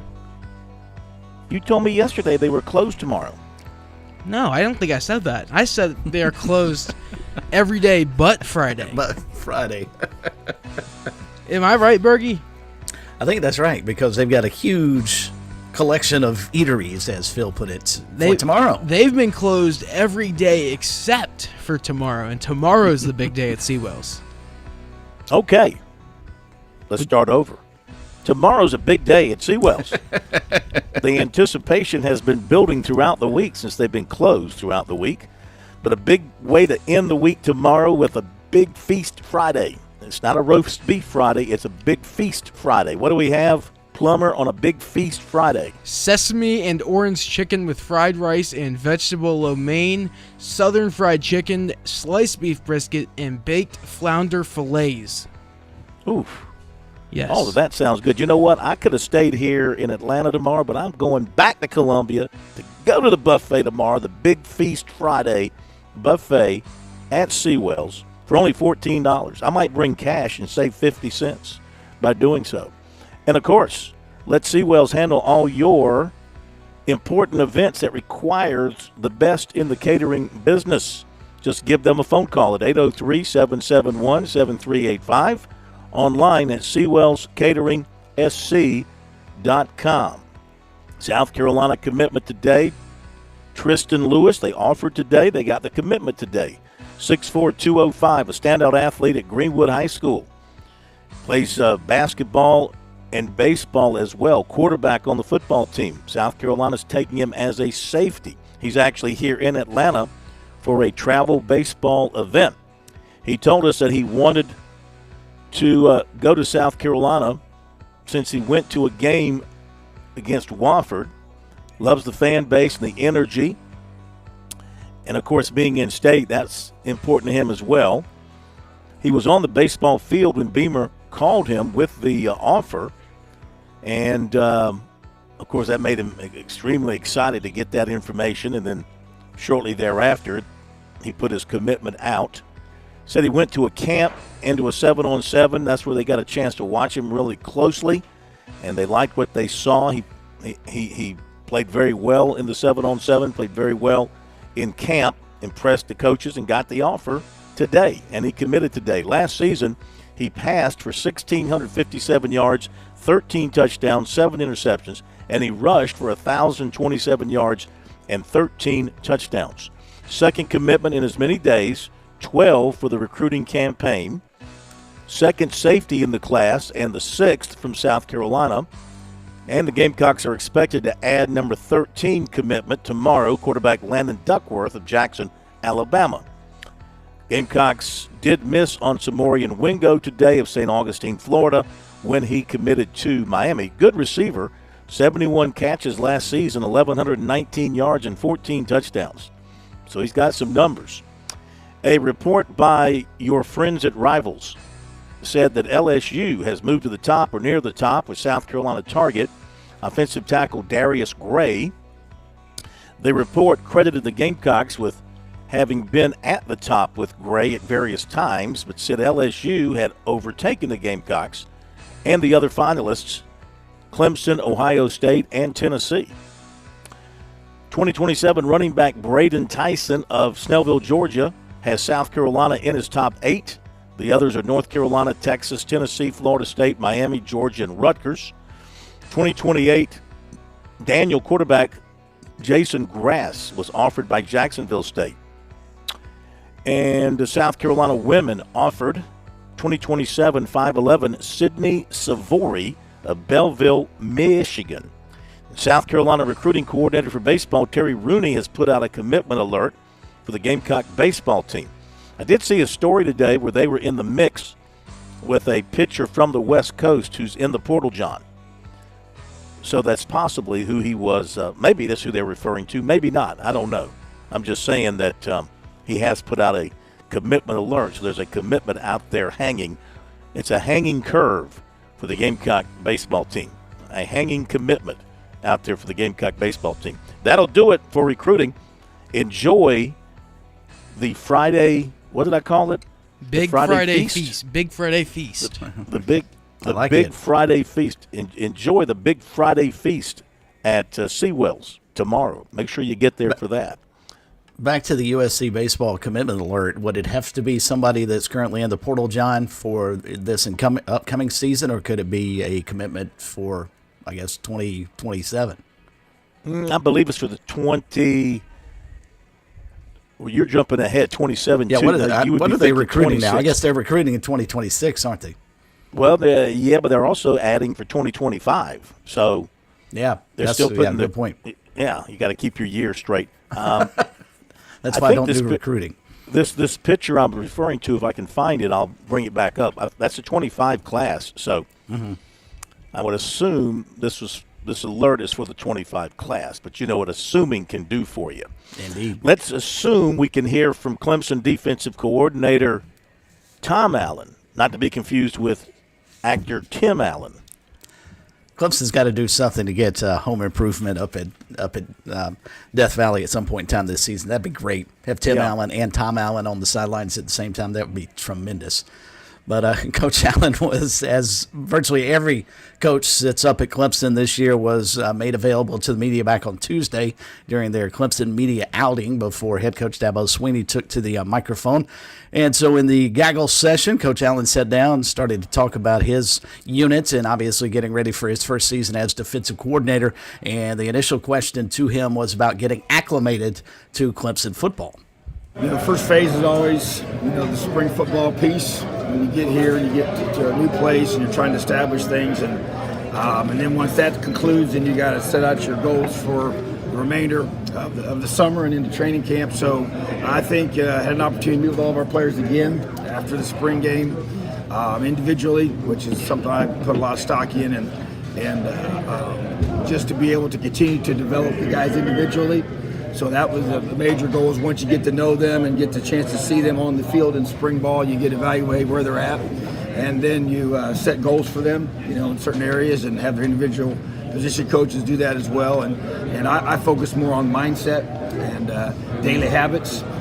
Really emphasize that over the summer, because that's the time when they really have the best opportunity to really develop those and build on those, because so much of it is away from the coaches more than it is during the springtime or in fall camp. So really want to see who kind of elevates themselves from a leadership perspective, but it's about really developing your body, developing your mind, mastering the system, being able to put yourself in a position to have, as I tell them, my goal is to be in the best shape of your life when you come into training camp, and then also have your best fall camp you've ever had. And so how do you do that? Well, you do it by having physically, mentally, spiritually, getting yourself where you're supposed to be, and that's multi-layers. And to me, so that's the real focus was on that, and then it's just the constant accountability through that period, through our coaches, through our shrink staff, through myself, and it never ends. And so I think that's been the objective, and so we're just finishing that phase up right now. Got the rest of this week and then into next week, and we'll finish up the summer, and then they get a few days away, and then we're into fall camp. What made Clemson the right move for you? My family, and that was I was pretty clear about that from the beginning, and that's just proven to be an amazing opportunity here, being so close to our two daughters and our son who's with us here. But family is really important to me. My faith's really important to me. The culture that Dabo has built here is, was pretty well established and well known in regarding to the kind of environment you would be in here as a coach, and so those things just continue to be reinforced in the decision that we made. And obviously it was a part of a great place and working for a great head coach and great people, and I really appreciate that, and it was an awesome time. But for me, it was about my family, and it's proven to be an awesome thing to be able to get a lot of time together with them, way more than we ever would have had we lived in a different place, and those things matter to me. Coach, to this point, is there an area of the defense you think is a strength and an area that you think you would like to see some improvement by the time you get to take off? Well, we got a lot of work to do. I know there's a lot of excitement, as there always is, to start a season, and it's a new year, and everybody has a lot of high expectations for themselves and for their teams, and we're no different, but we got to develop depth. We really, I like the core guys that we have.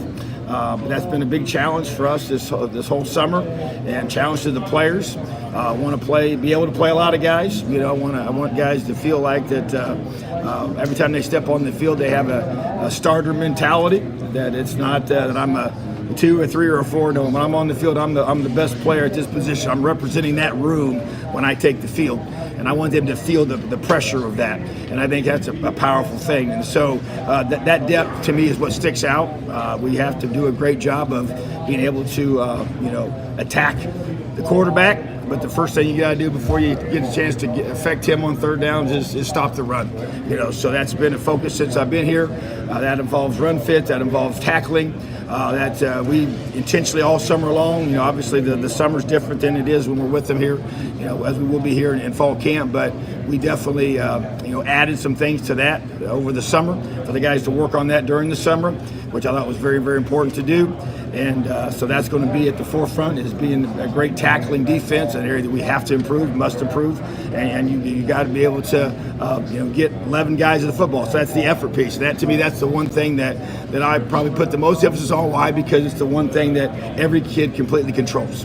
Every player completely controls his effort. So those are the kind of things we want to be able to keep emphasizing as we get into camp. And that needs to be our strength, how hard we play, how physical we play, how fundamentally sound we are in everything that we do, and from tackling to gap fits to execution of what we do is really, really critical for me. So going to get some time as the schedule allows us to here. As we get closer here to camp, to be able to be more time with our players, and so we'll maximize that.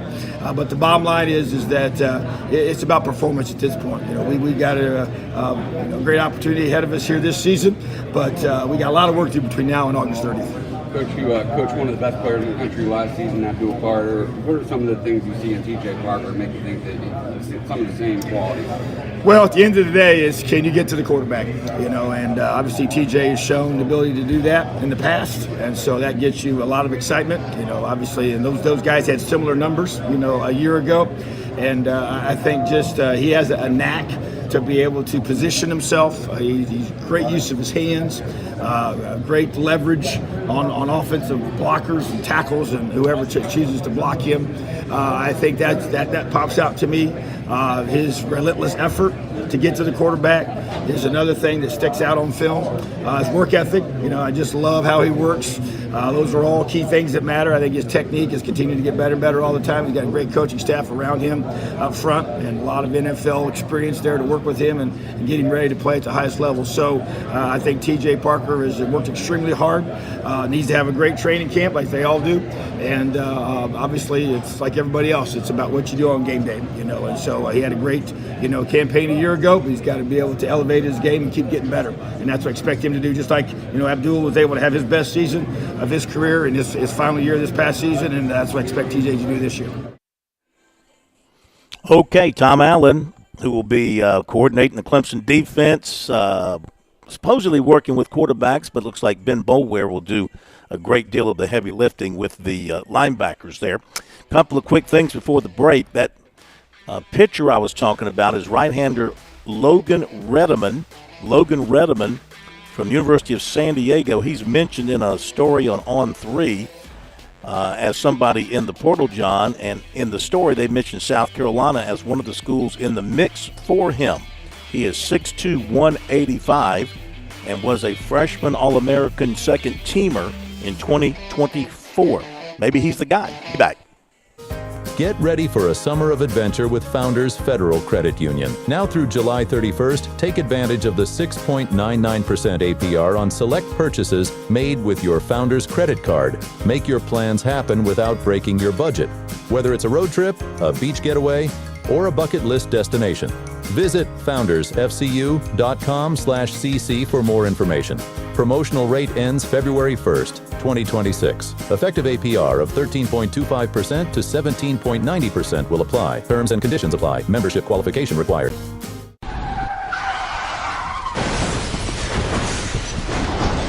I'm attorney Jim Corbett. That's the sound of a big hit on you and your car or truck. I've been an attorney for more than 30 years, helping people who get injured in car wrecks and truck wrecks. If you have serious injuries, call Jim Corbett, 803-765-2968, or email me at jim@jimcorbettattorney.com. That's Corbett. I don't get paid unless I recover for you. Jim Corbett Attorney, for your best recovery from a big hit, 803-765-2968, or jim@jimcorbettattorney.com. You've put in the work for your education. The extra early, extra late, extra work. That's because you understand education opens doors to better pay, better opportunities, and a better you. Being educated about playing the lottery is no different. It helps you be a better player, one who knows when to play and when to take a rain check. The lottery's a game, so let's keep it fun. Learn more at sceducationlottery.com/betteryou.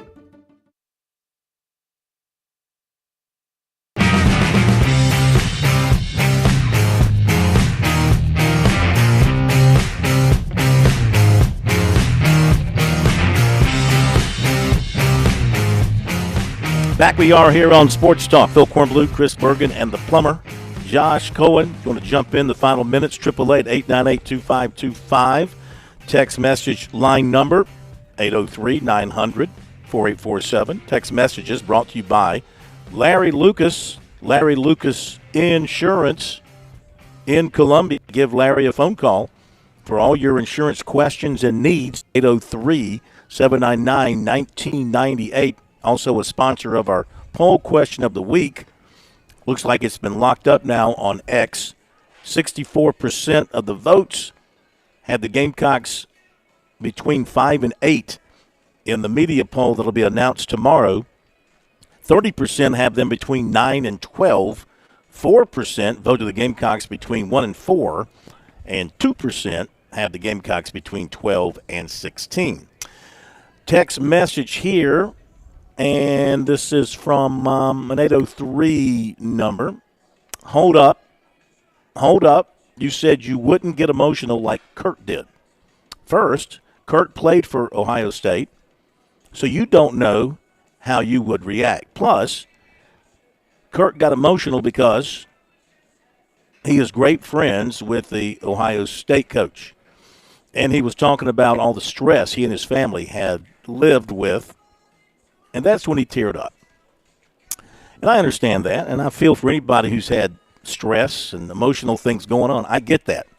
But I happen to believe, with the exception of Walter Cronkite in 1963, in that November day, was that 64? No, 63. 63. Except for Walter Cronkite. He gets a pass. But I happen to believe when you take the job as a media person on television as a reporter, whether you're doing news or sports or politics, commentary, you check your emotions at the door from that standpoint. I mean, I can understand he was emotional. He's got his sons on. I think he had sons on the team, the ones that transferred from Clemson. I get that, and his ties to the team, and maybe he had some family things. I get all that. But, in my opinion, you're a professional, and for that time that you're on camera or on the mic, all that other stuff, all your personal stuff, you got to close the door on that. And it's not about you. This is where I talk about sometimes these people believe it's more about them than the people actually busting it on the field or on the courts. It's not about you in the booth. Your job is to do the play-by-play and get out of the way and provide the color commentary and get out of the way. Once you're signed off and you've walked away from the cameras and the microphones, if you want to go bawl your eyes out in the room next door because you're overwhelmed with joy, I mean, that's fine. Personally, I don't think you do it if you're a professional. I don't care how you feel about your team. I don't care what you got going on in your personal life. Bergie, you're a play-by-play guy, and you've called a lot of games in your career. I mean, have you ever become so emotional over a victory by one of the teams that you are a part of that you teared up and cried on here? Maybe you have. Maybe I'm wrong, but that's just me. Well, I'm in a different position than Kirk Herbstreit. First off, unfortunately, I've only had Clinton High School won a state championship while I was doing their radio, and that was pretty cool. But I haven't had that kind of moment. But being the play-by-play voice of a particular school is a little bit different than what Kirk Herbstreit and those guys are supposed to be doing as the neutral party commentators for a national championship game. I agree with you. You're almost blurring the lines there between homerism and doing your job. Like as you referenced Walter Cronkite, you may have to go back and educate Josh Cohen who Walter Cronkite was. I actually looked it up. I looked it up while you guys first mentioned it. I'd never heard of him. I looked it up. Never heard of Walter Cronkite. That is really sad. I looked it up and I watched it. It almost made me tear up, not going to lie. Mm-hmm. Well, so my job to answer your question, Phil, directly, if Coastal goes out and wins a national championship this season, especially on the basketball side or the football side, it'll probably get a little emotional, as I'm sure it would have gotten for Joe Katz had the baseball team pulled it off in Omaha. Mm-hmm. But again, we're in a little bit different scenario because we're the voice of that team. Yeah, whereas Kirk Herbstreit, Kirk Herbstreit is supposed to be down the middle as the voice of ESPN, not of Ohio State. That's a good point. I'll give you that. I mean, you're part of the team in that you're embedded with the team and you travel with the team and you are at practices and know those kids, know you the live and coaches. Die. Yeah, you live and die with your particular team. I get that. I'm a little more personally understanding about that.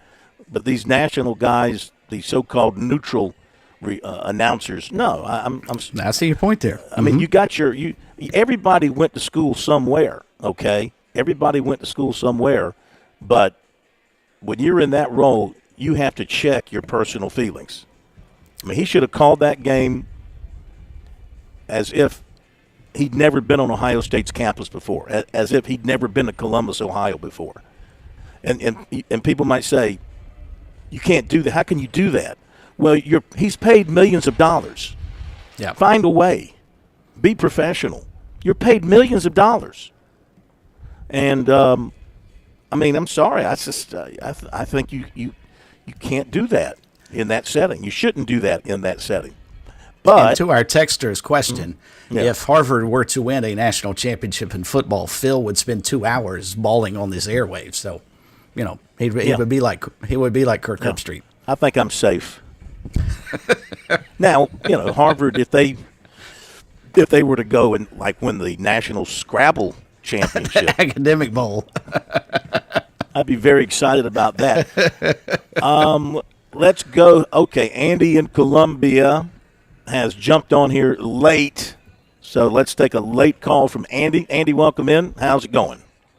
It's going good. You know what, Corn? If you were doing the game at Latta and they won the state championship, you'd be crying like baby Huey, crying like the biggest baby in town. That's still different, as Berkey pointed out. That's different. If I were the voice of the Latta Vikings or Red Raiders, I'm not saying you were the voice. If you were just doing a state, for sports talk, you'd be crying up a storm. No, sir. You'd be blowing your nose on the air because you'd be crying so hard. Not happening. No, would you'd not. Wet your pants. I'm a professional. I'm a professional. Wouldn't happen. No, sir. Oh, and Corn, you forgot to mention how my Mets took 2 out of 3 from your Yankees while you were on your nice little Alaskan vacation. Yeah. I kind of zoned out on all that. Kind of zoned out on that for a couple of days. But you fellas have a good night, and thank you for getting me in. Thanks, Andy. Thank you very much. I did want to mention this on a serious note. We need to get a serious note in here. This came out this afternoon, and that is that former Citadel and Clemson baseball player Tyler Corbett, who I believe is from the Columbia area, announced that he has cancer. Yeah, that's so sad. Yeah, and people are rallying around him in a big way. He's got lung cancer. And there is a GoFundMe page for him. So if you are of a mind, you can help out there by going to the GoFundMe page. And best wishes to him for a speedy recovery. That'll do it. Thank you, Bergie. Thank you, Plummer. See you tomorrow night in Columbia.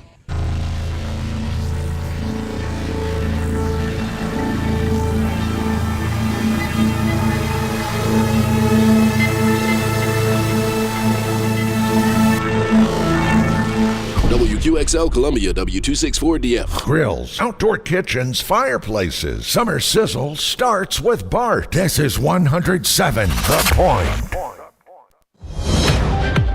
Breaking news this hour from town.